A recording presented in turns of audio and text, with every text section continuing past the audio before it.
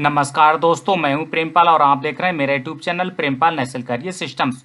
दोस्तों, इस वीडियो में हम बीए का छात्रवृत्ति फॉर्म रिन्यूअल करेंगे। दोस्तों, चाहे बीए का हुआ, चाहे बीएससी का हुआ, चाहे बीकॉम का हुआ, रिन्यूअल का प्रोसेस सभी का एक ही है। दोस्तों, आप लोग इस वीडियो को देखकर बीकॉम का भी रिन्यूअल फॉर्म ऑनलाइन कर सकते हैं, बीएससी का भी कर सकते हैं, कोई दिक्कत नहीं होगी इसमें। और दोस्तों, फॉर्म को रिन्यूअल करने के लिए सबसे बड़ी दिक्कत आ रही है पासवर्ड की। जब हम रिन्यूअल फॉर्म करते हैं तब उसमें जो पासवर्ड मांगा जाता है तो उसकी दिक्कत आ रही है, क्योंकि लास्ट ईयर का जो पासवर्ड है वो हमें याद नहीं है, किसने फॉर्म भरा है, क्या है, वो हमें कुछ याद नहीं है। तो दोस्तों, इस वीडियो हम वो भी बता देंगे आप लोगों के लिए कि आप लोग नया पासवर्ड बनाकर फॉर्म को कैसे लॉगिन कर सकते हैं। दोस्तों, यूपी स्कॉलरशिप का फॉर्म भरने के लिए सबसे पहले तो इस वेबसाइट पर आना होगा। और इस वेबसाइट पर ऊपर साइड में स्टूडेंट वाला ऑप्शन दिया गया है, इसमें नीचे साइड में रिन्यूअल लॉगिन वाला ऑप्शन दिया गया है। अब यहाँ पर दोस्तों 4 टाइप के ऑप्शन दिए गए हैं। फर्स्ट नंबर वाला ऑप्शन जो दिया गया है वो 10th क्लास का रिन्यूअल है। सेकंड वाला ऑप्शन इंटरमीडिएट स्टूडेंट वाला, ये 12वीं क्लास का लॉगिन है। और थर्ड वाला जो ऑप्शन है post matric other than inter student login, ये दोस्तों BA, BSc, BCom, MA, MSc, ITI, GTI वो वाला ये लॉगिन है रिन्यूअल का। दोस्तों, अब कुछ क्लिक करने पर इस टाइप से ये इंटरफेस आप लोगों के सामने ओपन हो जाता है। दोस्तों, अब लास्ट ईयर का यहाँ पर रजिस्ट्रेशन नंबर हम लोगों को फिल करना है। लास्ट ईयर का इस साल रजिस्ट्रेशन तो दोस्तों करना नहीं है, डायरेक्ट लॉगिन करना होगा लास्ट ईयर का रजिस्ट्रेशन और पासवर्ड से। ठीक है दोस्तों, तो हम पिछली साल का जो है लास्ट ईयर का है वो रजिस्ट्रेशन नंबर हम इसमें फिल कर लेते हैं। इसके बाद में डेट ऑफ बर्थ यानी कि जन्मतिथि स्टूडेंट की फिलअप कर लेते हैं। इसके बाद में पासवर्ड, ये पिछली साल का पासवर्ड वो इसमें फिल करना है दोस्तों। और आपके लिए पासवर्ड याद नहीं है तो मैं आगे वीडियो में बता दूंगा कि आप लोगों को कैसे पासवर्ड नया बनाना है। ठीक है दोस्तों, पासवर्ड डालने के बाद में हमने यहाँ पर कैप्चा फिल कर दिया है। दोस्तों, मैं आप लोगों के लिए अभी आगे वीडियो में बता दूंगा नए पासवर्ड बनाकर उससे भी लॉगिन करके मैं आप लोगों को दिखाऊंगा। ठीक है दोस्तों, अब हम सबमिट वाले बटन पर क्लिक कर देते हैं। अब कुछ इस टाइप से ये छात्रवृत्ति का होम पेज है। दोस्तों, यहाँ पर एक मेनू दिया गया है, नवीनीकरण आवेदन पत्र को संशोधित करें। इस बटन पर हम लोगों को क्लिक कर देना है। अब कुछ इस टाइप से इंटरफेस हम लोगों के सामने ओपन हो जाता है। अब दोस्तों, सबसे पहले हमें शैक्षणिक वाले ऑप्शन पर क्लिक करना है। ये ऊपर साइड में दिया गया है शैक्षणिक, इस बटन पे हम लोगों को क्लिक करना है। अब कुछ इस टाइप से ये इंटरफेस हम लोगों के सामने ओपन होता है। अब दोस्तों, यहाँ पर हमें पहले तो ये डेट चेंज करनी है। ये 6 नंबर पे लिखा हुआ है पाठ्यक्रम के वर्तमान सत्र में प्रवेश तिथि। दोस्तों, ये प्रवेश की तिथि आप लोगों को फीस की रसीद पर मिलेगी। आप लोगों ने जो कॉलेज में फीस जमा की है उस पर जो डेट लिखी होगी वो डेट इस ऑप्शन में हम लोगों को फिल कर देनी है। तो दोस्तों, हमने ये इस टाइप से अपनी एडमिशन डेट वो फिलअप कर दी है। अब दोस्तों, 7 नंबर पे दिया गया है बोर्ड विश्वविद्यालय का पंजीयन क्रमांक, ये आप लोगों को आपकी मार्कशीट से मिलेगा। ये आप लोगों की मार्कशीट है। दोस्तों, यहाँ पर जो एनरोलमेंट नंबर दिया गया है ये एनरोलमेंट नंबर है, ये वाला, ये बोर्ड विश्वविद्यालय का पंजीयन क्रमांक है। दोस्तों, ये पंजीयन क्रमांक वाले ऑप्शन में हमें ये एनरोलमेंट नंबर फिल कर देना है। और ये एनरोलमेंट नंबर दोस्तों सभी स्टूडेंट का अलग अलग होता है। तो जिस स्टूडेंट का आप लोग फॉर्म भर रहे हैं तो इस स्टूडेंट का ये मार्कशीट से एनरोलमेंट नंबर आप लोग ले लेंगे और वो पंजीयन क्रमांक वाले ऑप्शन में फिल कर देंगे। ठीक है दोस्तों, तो हम ये पंजीयन क्रमांक वाला ऑप्शन है जो बोर्ड विश्वविद्यालय का, इसमें स्टूडेंट का एनरोलमेंट नंबर फिल कर देते हैं। ये सभी स्टूडेंट का अलग अलग होता है, तो जिस स्टूडेंट का आप लोग फॉर्म भर रहे हैं उसी स्टूडेंट का ये मार्कशीट से एनरोलमेंट नंबर हम इसमें फिल कर देते हैं। इस टाइप से ही हमने फिल कर दिया है। दोस्तों, अब हम इसमें कैप्चा फिल कर देते हैं। कैप्चा फिल करने के बाद में यहाँ पे चेक मार्क लगा देना है और सबमिट वाले बटन पर क्लिक कर देना है। अब दोस्तों, हमारी जो इन्फॉर्मेशन है वो अपडेट हो चुकी है, सक्सेसफुली अपडेटेड, ये इस टाइप से यहाँ पर लिख के आ जाएगा ऊपर साइड में। ठीक है दोस्तों, अब इसी टाइप से दोस्तों हम शुल्क संबंधित वाले ऑप्शन पर क्लिक करते हैं। ये हमने क्लिक कर दिया है शुल्क संबंधित वाले ऑप्शन पर। अब दोस्तों, यहाँ पे नॉन रिफंडेबल फीस के बारे में पूछा जा रहा है। दोस्तों, ये नॉन रिफंडेबल फीस सभी कॉलेज की अलग अलग होती है। बीए की अलग होगी नॉन रिफंडेबल फीस, बीकॉम की अलग होगी नॉन रिफंडेबल फीस, बीएससी की अलग होगी नॉन रिफंडेबल फीस। तो ये सभी कॉलेज की और सभी कोर्स वाइज अलग अलग होती है दोस्तों। तो आप लोगों को अगर नॉन रिफंडेबल फीस कॉलेज की पता नहीं है तब आप लोग यहाँ पर कोई भी अमाउंट डाल सकते हैं, इसमें कोई भी पैसा यहाँ पर फिल कर दें। जब आप लोग कच्चा प्रिंट स्टूडेंट को निकाल के देंगे तो कॉलेज में वो चेक होगा। चेक होते समय कॉलेज वाले वहाँ पर लिख देते हैं कि नॉन रिफंडेबल फीस बीए की इतनी होगी, बीएससी की इतनी होगी और बीकॉम की इतनी होगी, जैसा भी आप लोग फॉर्म भर रहे होंगे। ठीक है दोस्तों, तो वहाँ पे फिर आप लोग उसमें संशोधन कर सकते हैं। इसके बाद में दोस्तों आप लोग क्या करना है, ये कैप्चा फिल कर देना है और चिक मार्क लगा देना है यहाँ पर, और फिर अपडेट वाले बटन पर क्लिक कर देना है। अब दोस्तों हम गत वर्ष वाला जो ऑप्शन दिया गया है, ये गत वर्ष वाला ऑप्शन जो दिया गया है, इस पर क्लिक कर देते हैं। अब कुछ इस टाइप से इंटरफेस हम लोगों के सामने ओपन हो जाता है दोस्तों। अब फर्स्ट नंबर पे जो ऑप्शन दिया गया है वो गत वर्ष का परीक्षाफल दिया गया है। इसके आगे लिखा हुआ है पास, जो पास लिखा हुआ है इस बटन पे हम लोगों को क्लिक करना है। अब क्लिक करने पर 4 टाइप के ऑप्शन हमारे सामने ओपन होके आ जाते हैं। अब दोस्तों फर्स्ट नंबर पे जो दिया गया है ऑप्शन वो पास का दिया गया है। ये उन स्टूडेंट के लिए है जिन्होंने एग्जाम दिया है और अपनी मेहनत से जो पास हुए हैं, ये उन लोगों के लिए है पास वाला ऑप्शन। ठीक है दोस्तों, वहीं सेकंड नंबर पे जो दिया गया है प्रमोटेड विद मार्क्स, इसका मतलब है आप लोगों को पास किया गया है और आपकी मार्कशीट में अंक दिए गए हैं और आप लोगों ने एग्जाम नहीं दिया है। तो दोस्तों वह स्टूडेंट सेकंड नंबर वाला ऑप्शन चूज करेंगे। अब दोस्तों थर्ड नंबर पे दिया गया है प्रमोटेड विदाउट मार्क्स, इसका मतलब है दोस्तों आप लोगों ने एग्जाम नहीं दिया है, आप लोगों के मार्कशीट में कोई भी अंक नहीं दिए गए हैं और आप लोगों को पास कर दिया गया है, तो वो स्टूडेंट थर्ड नंबर वाला ऑप्शन चूज करेंगे। अब फोर्थ नंबर पे जो दिया गया है दोस्तों रिजल्ट एट नॉट डिक्लेयर्ड, यानी कि आप लोगों का रिजल्ट आया ही नहीं है, तो आप लोग फोर्थ नंबर वाला ऑप्शन चूज करेंगे। ठीक है दोस्तों, जैसी स्थिति हो उस टाइप से यहाँ पर आप लोग ऑप्शन चूज कर लेंगे। अब दोस्तों हम आ जाते हैं गत वर्ष का प्राप्तांक, यहाँ पर आ जाते हैं गत वर्ष का प्राप्तांक वाले ऑप्शन में दोस्तों। अब यहाँ से हमें ये मार्क्स हटाने होंगे क्योंकि हमें बीए फर्स्ट ईयर में कोई भी मार्क्स नहीं दिए गए हैं, हमें प्रमोटेड किया गया है, तो इसलिए हमें ये मार्क्स यहाँ से हटा देने हैं। हमारे पास कोई मार्क्स है ही नहीं, तो इसको ऐसे ब्लैंक छोड़ देना है दोस्तों। और यदि आप लोग बीए फाइनल ईयर का रिन्यूअल कर रहे हैं, तब आप लोग बीए सेकेंड ईयर के जो आप लोगों के मार्क्स हैं दोस्तों, वो मार्क्स आप लोगों को यहाँ पर फिल करने होंगे। इसके बाद में हम लोग क्या करना है दोस्तों, ये शिक्षण संस्थान का नाम लिख देना है, स्कूल का नाम यानी कॉलेज का नाम अपना यहाँ पर लिख देना है इस बॉक्स में।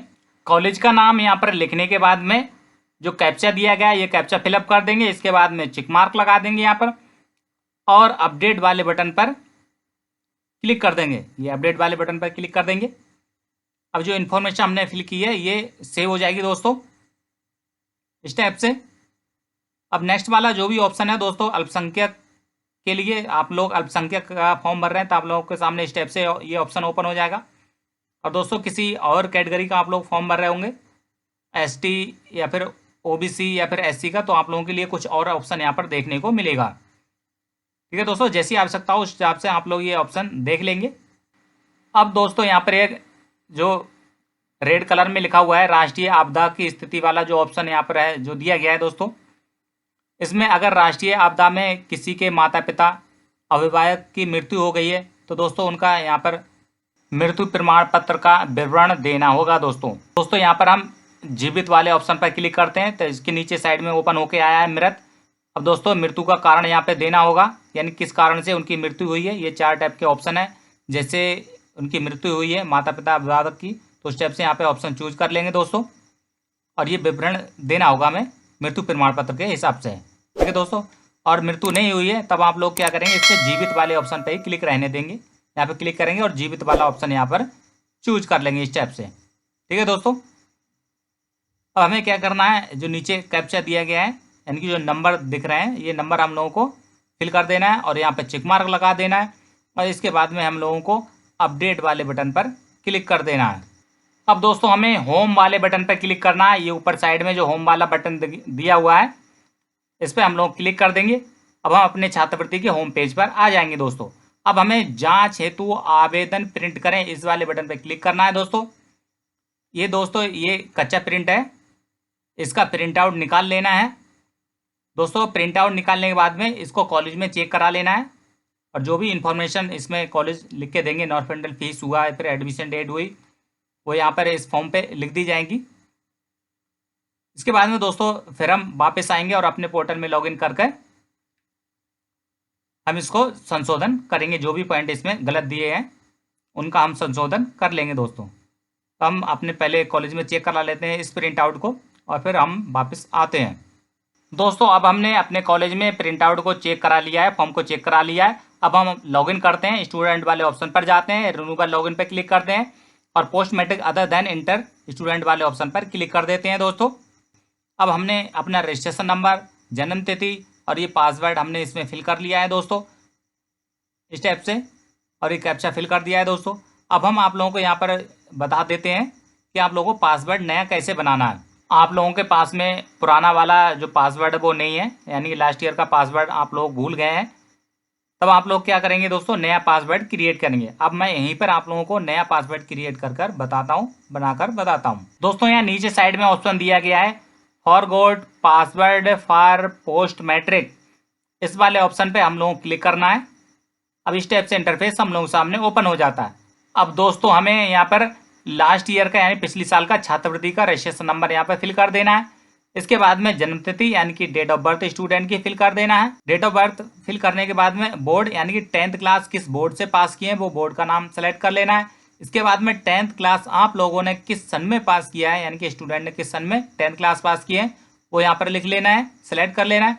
इसके बाद में 10th क्लास का रोल नंबर यहाँ पर लिख लेना है। जो नेक्स्ट वाला जो ऑप्शन है वो 10th क्लास के रोल नंबर का है। रोल नंबर फिलअप करने के बाद में ये कैप्चा फिलअप कर देते हैं, यहाँ पे जो नंबर दिख रहा है वो इसमें फिलअप कर दिए हैं।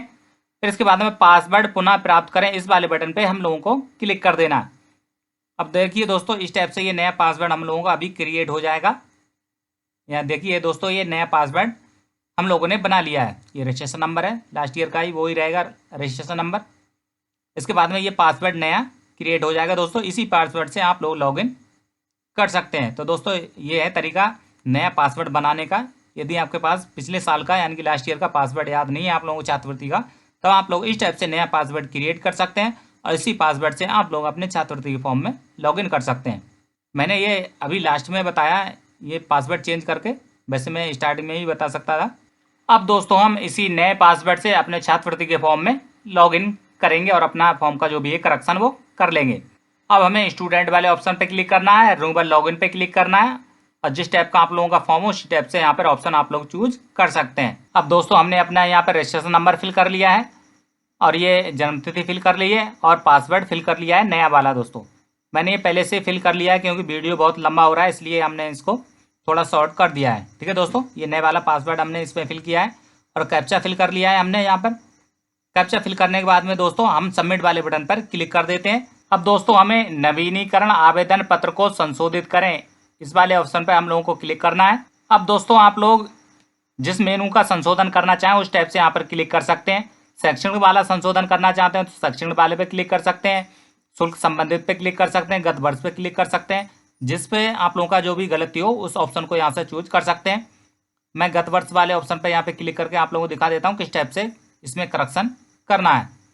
अब यही आप लोगों का जो भी ऑप्शन है वो यहाँ पर खुल के आ जाएगा, ओपन हो जाएगा। इस टाइप से ये ओपन हो चुका है दोस्तों। अब यहाँ से दोस्तों आप लोग ऑप्शन को चेंज कर सकते हैं। जैसे प्रमोटेड वाला ऑप्शन कोई गलत हो गया है यहाँ पर तो उसको चेंज कर सकते हैं दोस्तों, या फिर शिक्षण संस्थान का नाम यहाँ पर गलत हो गया है तो आप लोग यहाँ से करेक्शन कर सकते हैं दोस्तों। और इसके बाद में आप लोग इसमें जो कैप्चा दिया गया वो फिल कर देंगे और इसके बाद में यहाँ पे चेक मार्क लगा देंगे और अपडेट वाले बटन पर क्लिक कर देंगे। ठीक है दोस्तों, फिर आपकी जो इन्फॉर्मेशन है वो अपडेट हो जाएगी दोस्तों। मेरे इस फॉर्म में कोई गलती नहीं है दोस्तों, इसलिए मैं इसको अपडेट नहीं कर रहा हूँ। अगर इसमें गलती होती तो मैं आप लोगों को यहीं पे अपडेट करके दिखा देता, बट मैंने ये तरीका बता दिया कि इस टाइप से आप लोगों को अपडेट करना है। मेरे इस फॉर्म में गलती नहीं है इसलिए मैं इसको ऐसे ही रहने देता हूँ दोस्तों। इन्फॉर्मेशन अपडेट करने के बाद में हमें होम वाले बटन पर क्लिक करना है। ऊपर साइड में जो होम बटन दिया गया है उस बटन पर हम लोग क्लिक करेंगे और अपने छात्रवृत्ति के होम पेज पर आ जाएंगे। अब दोस्तों हम क्या करेंगे, हम अभी इसको फाइनल लॉक नहीं करेंगे। यहीं पे आप लोग गलती कर देते हैं कि आप लोग इसका संशोधन करके उसको तुरंत फाइनल लॉक कर देते हैं। ऐसा नहीं करना है दोस्तों। पहले हम चेक करेंगे इस बात को कि हमने जो भी करेक्शन किया है वो सही हुआ है नहीं हुआ है। कभी कभी ऐसा होता है दोस्तों कि हम लोग करेक्शन कर देते हैं पर उसमें एरर आ जाता तो वो अपडेट नहीं हो पाता। ठीक है दोस्तों, इसके लिए हमें क्या करना है, अब जांच हेतु आवेदन प्रिंट करें इस वाले बटन पे हम लोग क्लिक करेंगे। फिर ये जो प्रिंट आउट हमारा जो कच्चा प्रिंट आउट है वो ओपन हो जाएगा। उस प्रिंट आउट में हम देख लेंगे कि जो पॉइंट हमने करेक्शन किए हैं, जो हमने संशोधन किया हुआ है वो पॉइंट सही हुआ है या नहीं हुआ है, इसमें वो लिख के आ जाएगा दोस्तों अपडेट किया हुआ ऑप्शन। ठीक है दोस्तों, और अपडेट हो गया है इसमें। तो तो उसके बाद में हम लोग इसको फाइनल लॉक कर देंगे। तो दोस्तों आप लोग फाइनल लॉक करने से पहले आप लोग एक बार चेक प्रिंट को जरूर देख लें बढ़िया तरीके से, फिर इसके बाद में आप लोग फाइनल लॉक करेंगे। फाइनल लॉक करने के लिए दोस्तों नीचे साइड में जो मेनू दिया गया है, जांच के उपरांत आवेदन पत्र सबमिट करें, इस बटन पर हम लोगों को क्लिक कर देना है। क्लिक करने पर दोस्तों इस टाइप से ये पॉपअप ओपन हो जाता है। यहाँ पर ओके वाले बटन पर क्लिक कर देना है। अब दोस्तों जो भी इंफॉर्मेशन है हमारी वो सबमिट हो चुकी है फाइनल। अब हम इसमें कोई भी संशोधन नहीं कर सकते। अब दोस्तों यहाँ पर एक लाल कलर की जो पट्टी चल रही है ये वाली, यहाँ पे लिखा हुआ है कि आप लोगों को 3 दिन तक इंतजार करना होगा, तभी आप लोगों का फाइनल प्रिंट आउट होगा दोस्तों। तो दोस्तों हम लोग 3 दिन इंतजार करेंगे, उसके बाद में इसका फाइनल प्रिंट निकलेगा दोस्तों ये यहाँ पर लिखा हुआ है कि आप लोग 3 दिन तक प्रतीक्षा करें, तभी आप लोगों का फाइनल प्रिंट निकलेगा। ऐसा है नहीं दोस्तों, कभी कभी ऐसा होता है इसमें 3 से 4 दिन भी लग जाते हैं प्रिंट आउट आने में, 5 दिन भी लग जाते हैं, 6 दिन भी लग जाते हैं, कभी कभी 1 हफ्ता या 10 दिन भी प्रिंट आउट आने में लग जाते हैं दोस्तों। ये वेबसाइट पर डिपेंड करता है कितना लोड है वेबसाइट पर, कितने फॉर्म फिल किए जा रहे हैं। ये केवल आपके मन की संतुष्टि के लिए दिया गया है कि 3 दिन तक आप लोग प्रतीक्षा करें। तो ये जरूरी नहीं कि आप लोगों को 3 दिन में फाइनल प्रिंट आप लोगों का मिल ही जाए। कभी कभी दोस्तों ऐसा भी होता है कि आप लोगों का प्रिंट आउट अगले दिन ही आ जाता है, 24 घंटे में भी आ जाता है। ऐसा भी हम लोगों ने प्रिंट निकाले हैं कि 24 घंटे में भी प्रिंट आउट हो जाता है। ये वेबसाइट के लोड पर डिपेंड करता है दोस्तों। तो दोस्तों इसमें सबसे नीचे साइड में एक मेनू जो दिया गया है, संस्था हेतु आवेदन प्रिंट करें, इस वाले ऑप्शन पे आप लोग क्लिक करके अपना प्रिंट आउट निकाल लेंगे। जब भी प्रिंट आउट आ जाएगा तब, अभी तो नहीं आया है, मैं आप लोगों को प्रिंट आउट करते हुए नहीं दिखा रहा हूँ। प्रिंट आउट निकालने के बाद में अपने सपोर्टेड डॉक्यूमेंट की फोटो कॉपी कराकर इस प्रिंट को कॉलेज में जमा भी करना है दोस्तों। ऐसा नहीं है कि आप लोगों ने फॉर्म भर दिया और आप लोग कॉलेज में जमा नहीं करेंगे, ऐसा नहीं है दोस्तों। फॉर्म आप लोग कॉलेज में जमा करेंगे डॉक्यूमेंट की फोटो कॉपी लगाकर, तभी आप लोगों का फॉर्म आगे फॉरवर्ड होगा, तभी आप लोगों को छात्रवृत्ति मिल पाएगी। ठीक है दोस्तों, तो आज के वीडियो में हमारे पास इतना ही है। मिलते हैं एक नेक्स्ट वीडियो में एक नई जानकारी साथ में। तब तक के लिए नमस्कार दोस्तों। वीडियो हमारा अच्छा लगा हो, जानकारी हमारी अच्छी लगी हो, तो हमारे इस वीडियो को एक लाइक कर देना और अपने दोस्तों में, अपने ग्रुप में इस वीडियो को शेयर कर देना, जिससे हमें भी कोई प्रोत्साहन मिल सके। इसी आशा के साथ जय हिंद, जय भारत।